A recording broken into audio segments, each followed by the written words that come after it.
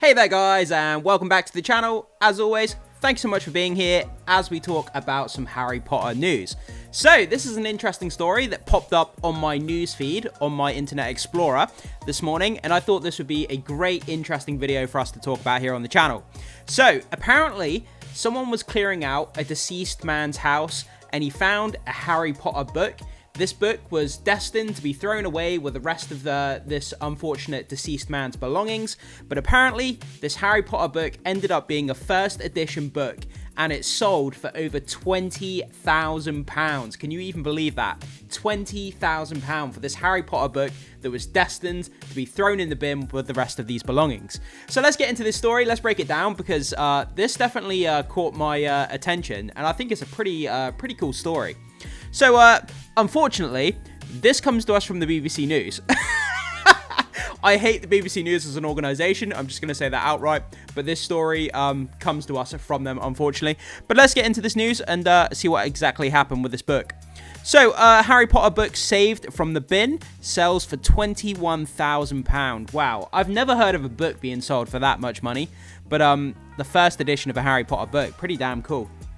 And I believe this is the actual book in question here. So, mistakes corrected in later editions were used to identify this first edition.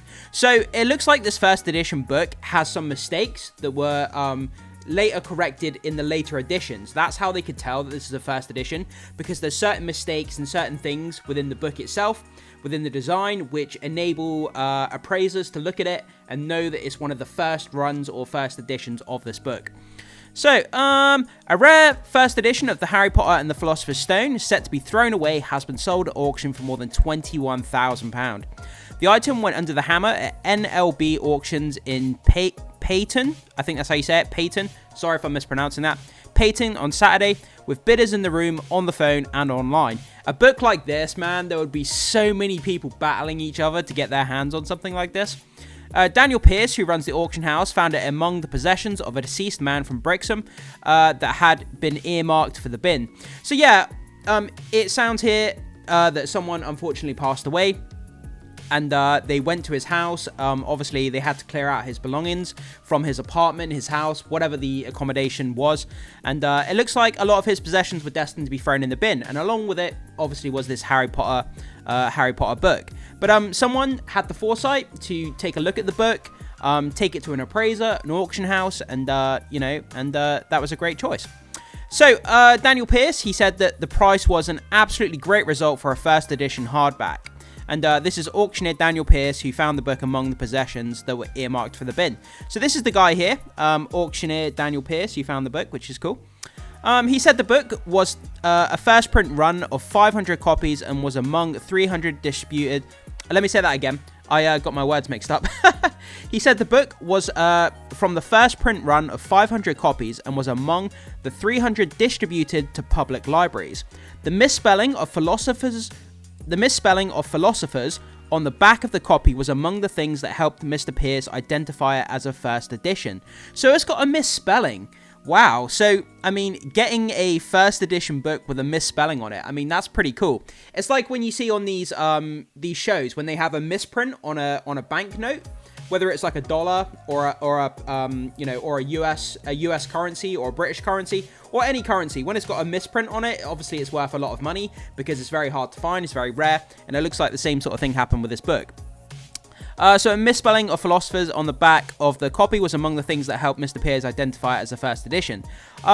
It is missing the O at the end, he said. The auction house scheduled the lot for about 4 p.m. on GMT, 4 p.m. British time, to accommodate the time difference for interested parties on the west coast of the USA. Mr. Pierce said, quote, "It made its way overseas and it's a really good result. The owner will be delighted as well with the money." So, yeah, I mean, wow. I mean, the owner, obviously the person who cleared out, the owner will be delighted as well with the money. So, I'm assuming...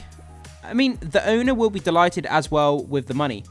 I'm not exactly sure what the context of that is because there's no owner, because the guy who owned the book is now deceased. So I'm not sure. Maybe I'm being confused about that. It doesn't really matter. It's not that important. But yeah, I mean, this is just a short story, a short video here, guys. And I thought that you would find this very interesting, like I did. A book, The Philosopher's Stone, that had the O missing on the back had the O missing of the Philosophers on the back of the book. It was a first edition. It was earmarked to be thrown in the bin, and someone saved it, got it appraised, and it sold for over £20,000. An incredible story. You just never know. Like, anybody could have an item in their house, in their loft, in their attic, in their basement, wherever, that could be worth thousands, millions of pounds, but you just wouldn't know until you kind of look at it or get it appraised. And yeah, it's just a pretty cool Harry Potter story. So guys, jump into the comment section, let me know what you think about this. Did it kind of surprise you and shock you like it did for me? What do you think about this story as a whole, guys? You know, you may have a first edition Harry Potter book, so if you own Harry Potter books, make sure you go and check them. They may be first editions and they may be worth a lot of money, so it's worth having a look.